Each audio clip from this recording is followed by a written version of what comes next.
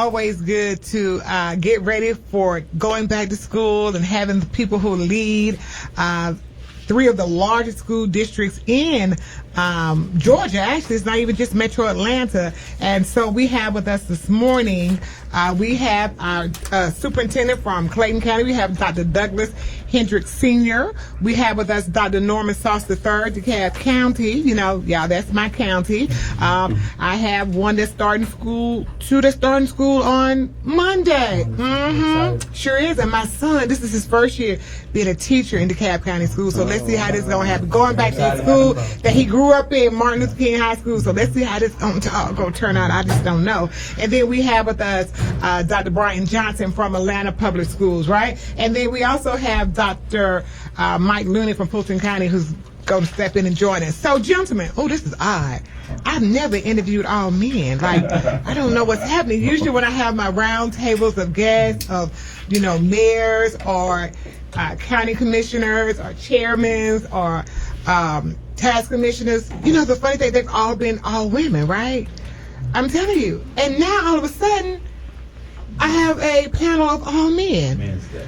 It is Men's Day, of men who are educating the next generation of leaders, those who will be workers in a various amount of fields, and people who will be doctors and lawyers and teachers and engineers and vocational workers and everything in between. You all stand in between them and a great education. That's what I'm saying, because it starts at the head and it trickles all the way down. So tell us in one sentence. We're going to start off. I never know how I'm going to start a conversation, because that's just me. I never know what I'm going to say. But why should parents feel comfortable that their children are going to any one of y'all school districts this year? Just tell me, like, in a minute or so, why should they feel comfort knowing when their kids come back to school on Monday that they are in good hands? Whoever wants to start, just jump in. Yeah, I'm happy to jump in. Good morning. I appreciate you having us. So for me, I always start with the two things that I am. First, I get the privilege of being a husband and a father, and I'm a father of an Atlanta public school student currently that's going to high school, and so the way I approach things is, obviously I'm superintendent, but I approach things from a place of care and concern, and so all the boxes that we check to make sure that not only are children going to be taught really well, but also they're going to be safe and secure, transported with safety. All those things are of the utmost importance. So we're excited about the school year. We're excited to be positioned to start strong, just as I know DeKalb and Clayton are as well. Okay, who's next? Well, I'll jump in next. Okay. And I would just tell you that over the summer we spent a lot of time preparing our buildings, preparing our people, revising our plans, and making sure that in all ways our school system is ready to receive all of our children. Just like Superintendent Johnson, I see things from the same lens. I'm a father, and I can't help but see, when I see other children, see the faces of my children on those children, and feel the same way for those children that I feel about my own. So preparation has been huge. And we've also been walking around in the community, introducing people to the things that we have. Before readiness can happen, you have to resource people's reality. And some of those realities are not always the best. So we made sure that we got out and we talked to people and told people. I believe that we're ready in ways that we've never been ready before, and we're ready to show the community that our school district is prepared for their kids. All right. Thank you for that, Dr. Hendricks from Clayton County. Okay, and it's on you now, Dr. Okay. I would add to that, in addition to the measures that my colleagues spoke of in DeKalb County School District, we're focusing on elevating conditions and experiences for each child. We're focusing on providing clarity, consistency, and coherence for our community through relationships, receptiveness, and responsiveness. And everything we do is focused on trying to elevate conditions for other people's children. Like my colleagues, I'm a husband and a father as well. Every decision that I make, I think about how this would impact my own children, and would I be proud of this decision for my own children in the way that I'm seeking to lead in the decisions that I'm making. So we're also excited to welcome our children back on August 3rd. We've also been spending the summer getting ready, and we've had more than 100 capital projects this summer, and we are ready to open each of those buildings as well and welcome our children back to renovated and prepared facilities that are focused on their learning needs. So we're ready. I love it. So, in a nutshell, tell me exactly how many students, pupils you all have respectively in your counties, because I'm not sure exactly how many students you all serve. Yeah, in Atlanta Public Schools, we serve approximately 50,000 students. 50,000, okay. Atlanta Public Schools, okay. Right around 51,000 in Clayton. 51,000 in Clayton. In DeKalb County School District, we're focused on serving the needs of approximately 90,000 students and 14,500 employees. So we're excited about serving and welcoming. That's a lot of employees. 14,500 employees. How many employees do you have over in Clayton? 7,500. 7,500. No, in Atlanta Public Schools. 8,500. That's a lot of people to be, keeping up with. And that's a lot of different personalities. That is a lot of different issues. And especially when you're in the metropolitan Atlanta area, it comes with a lot of different just things. Budgets. How large are your budgets? What's your... Yeah, our general fund's about 1.3, 1.4 billion. That's from Atlanta Public Schools, y'all. So when y'all talking, make sure you say Atlanta Public School or your name so people will know. So you say how much? 1.3, 1.4 billion. 1.3, 1.4 billion. Okay. Clayton County, when we look at all of our budgets combined, we're about 1.3. So that includes federal funding and other things, about 1.3. 1.3? And likewise, for DeKalb County, when you combine all of our revenue sources, we're right around $2 billion. $2 billion. And when I think about how much you have, that may sound like a lot to some people. I really still feel like Georgia has still not fully funded education the way they need to. I think they need to go back and work with the QBE. Well, I'm sorry, because I know people don't. The quality, I want to make sure people know what I'm saying when I'm on the radio. So when you look at quality basic education and what's happening in the state, because I was a state legislator for 9 years, and I know one of the things we wanted to make sure we well, at least on my side of the aisle, we tried to fight, to make sure we fully funded public school education. For you all, is it enough to do what you need to do in your county? Tell the truth and shame the devil. I don't mind. I'll speak to that first. So, you mentioned QBE, the Quality Basic Education Act, which, by the way, was last passed and revised in 1986 when I was driving Miss Nelson crazy in second grade. So think about that. Think about how much the world has changed. Think about how much educational and the fiscal landscape has changed since 1986. The truth is that's the last time our legislature passed anything related to school funding, anything substantial. So I certainly won't speak for other districts, but in the DeKalb County School District, we would welcome the opportunity to look at some needed revisions to update that formula and bring it current with the times. If you think about how much children's needs have changed, families' needs have changed since then, and how school districts, we proudly pick up the slack and address a variety of wraparound supports as we should and we're proud to do. But we would welcome some further consideration of that formula to catch up with the times, certainly in DeKalb County. Anybody else want to chime in on that one? Y'all concur on that one? We concur. You concur. And I know, and even with some of the money that's being cut now from I'm not going to say, well, yes I am, how they gutted, Department of Education on the federal level, does that have an impact on you all as well in the public school system? Yeah, I think it absolutely will. When you start to think about it, we didn't feel it necessarily immediately this last year, but when you look at, I think I saw something the other day about the Office of Civil Rights going into another department, and so when you start to look at the way some of the dismantling is transpiring over time, it 100% is going to have an impact on public education and how we operate. I totally agree, whether it be reduction or delay of the money, because sometimes it's just a delay of the funds. It creates a disruption. But I will say this, I don't know that you ever have all that you need, or if we ever will. What we do is do the best we can to make it enough. The children eat first, and I'm sure that's probably in all of our school districts. The children come first, every priority is about our kids, and so we stretch the money. But to your point, I think we all agree that it could be better. And we're back on News and Talk WAOK. We have sitting with us this morning, we have Dr. Douglas Hendricks again from Clayton County, Dr. Norman Sauce III from DeKalb County, and Dr. Brian Johnson from Atlanta Public Schools. And so we were just having some conversation on the break. See, they don't know, sometimes I may say anything. And so we're going to start with, a reverse order. It was further down on my list, but I'm going to bring it up to the top. And it's going to talk about how sometimes young people can have distractions in school, how sometimes discipline can be an issue. And I also want to talk about parents showing up when their children need them, not just if they're in trouble, not just sports games, not just the band, but what about parent-teacher conferences? What about when you have PTA meetings and all of that, and behavior problems? Because this is a new generation of children, and I'm telling y'all right now, I know I could not be an educator. I'm limited because I would tell them children when they bad and they not, go sit your ass down. We're not gonna carry on like this today. Go on over there. We're not doing it.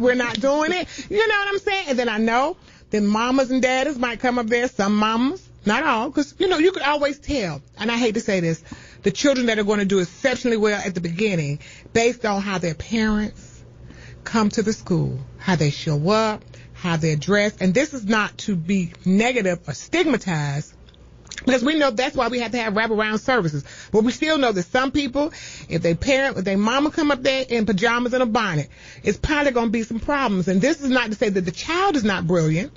This just goes to show that there may be some other stuff going on. So how do y'all handle discipline or unruly parents who want to, first of all, go and show out at the schools and then want to take it all the way up to the top by the time to get to y'all because they done acted a fool all up into there? Well, you don't know what to do with yourself. Y'all don't know what to do with yourself, but y'all better help some people, because really, what do people call in this show always talking about? Discipline. That's all I hear all the time is what's going on? We scared to send our kids to school because of discipline. Other people there's no bad child. There are children who just need direction. But go ahead. So there's nothing that happens in a school system that should not serve to teach students to be different in a better way. Mm-hmm. And I would say the same is true about discipline.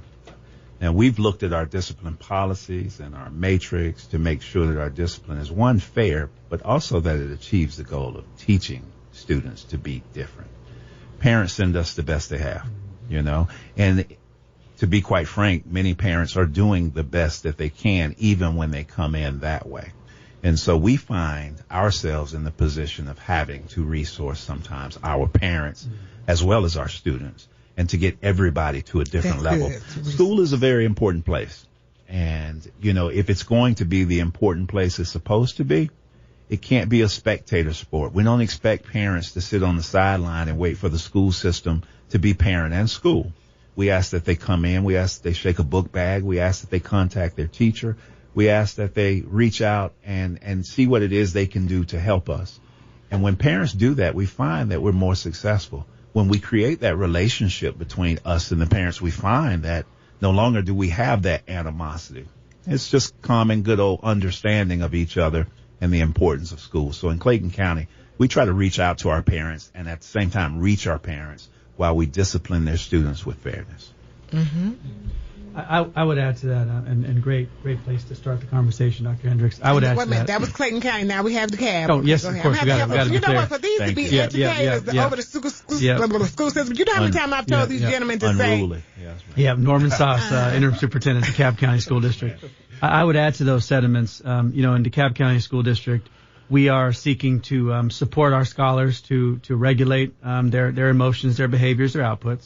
Seeking to elevate our parents' access to resources and understanding, and I'll elevate our staff's understanding of kind of divergent needs that present for scholars. So, for example, in DeKalb County School District, we've focused the last several years on training much of our staff in restorative practices, and we've also focused on training much of our staff on youth mental health first aid.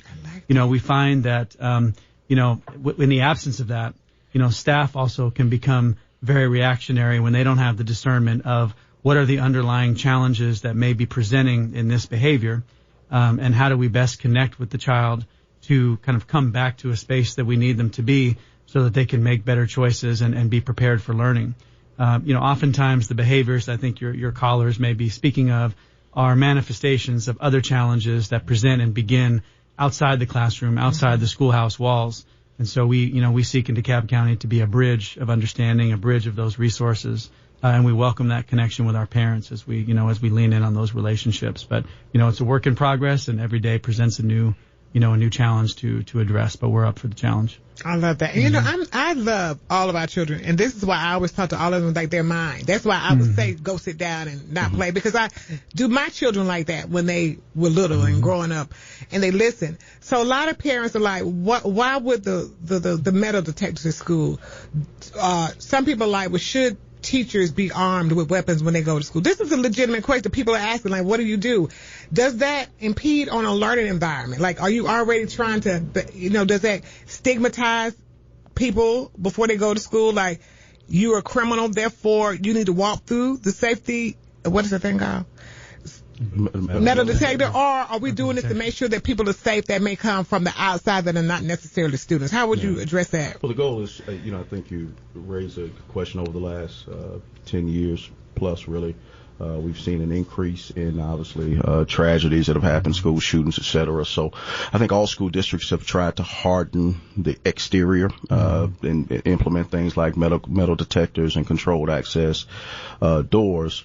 But in Atlanta Public Schools, I caught myself. You did. You got did. All right. In Atlanta Public Schools, I think what's also been important to us is to make sure that, one, we staff every classroom with a highly skilled and trained teacher. So our average year of teacher experience in Atlanta Public Schools is 13.8. And so all of our teachers, not all of our teachers, but we have a very experienced teacher force. We'll start this year, most likely, with every classroom filled with a teacher. We have one vacancy today, a French teacher at Thurl High School, in which we're looking to close. And then I would also point to my school board, and talk a little more strategy. So one of the things we really leaned into this year, and we started really last year ahead of the legislation this year. They went K to 12 with reducing cell phones. We went K to 12 last year with reducing cell phone access, and also our school board said, hey, look, we want to really control access to electronic devices and virtual screens, laptops, et cetera.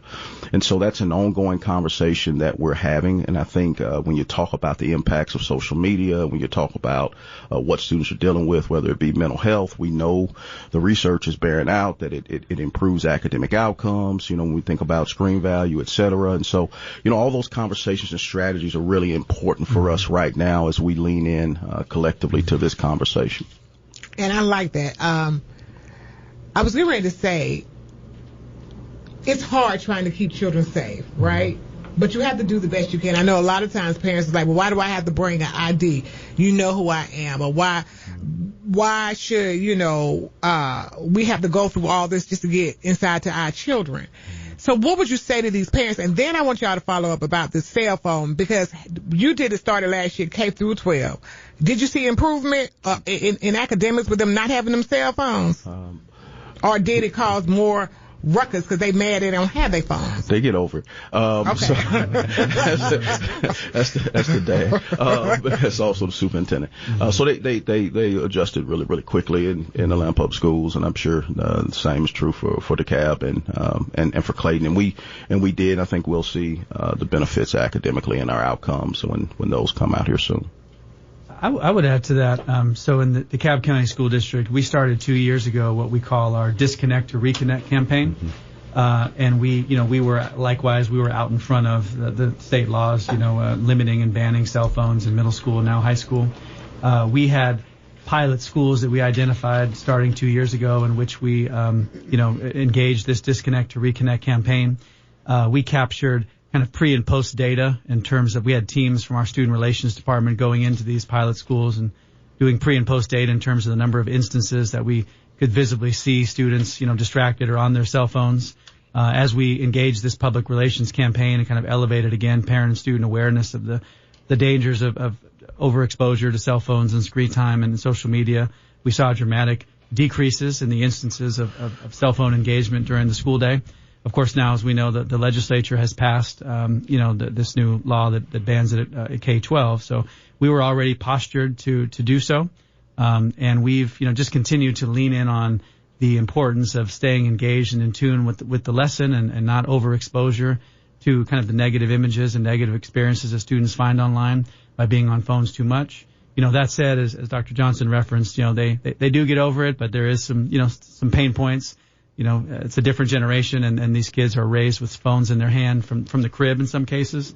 So you have to kind of retrain and reacculturate to these expectations of focusing on the learning instead of your screen. But what I would worth add it. to this conversation, my colleagues said it all well. We started about 2 years ago, starting early, especially with our elementary and middle school students. We are acclimating our high school students. The law goes into effect next year. But we're acclimating our students. They shouldn't have their phones out bell to bell. But what I would say is this is a wonderful opportunity on this topic here for parents to get involved and help us. Again, I'm going to put my dad hat on for a minute. I have 2 children, and they both have cell phones. And the one thing that I can't get a call about is you messing around with a cell phone while you're supposed to be learning. And so I'm sure we will collectively ask our parents to be our partners in this endeavor. Yes, law, but why does it even have to be? We're the law, collectively. So let's get together and all say, as the grown people who oversee children, that we're not going to have cell phones at school when the school tells you not, regardless of the law. And when that happens, I believe that we can be better together. And, of course, there'll be children who sometimes are a little irritated about a phone. You won't see a child get mad, especially a middle school child. That's what I had. They get mad about a cell phone getting taken away. But they get over it, as Superintendent Johnson said.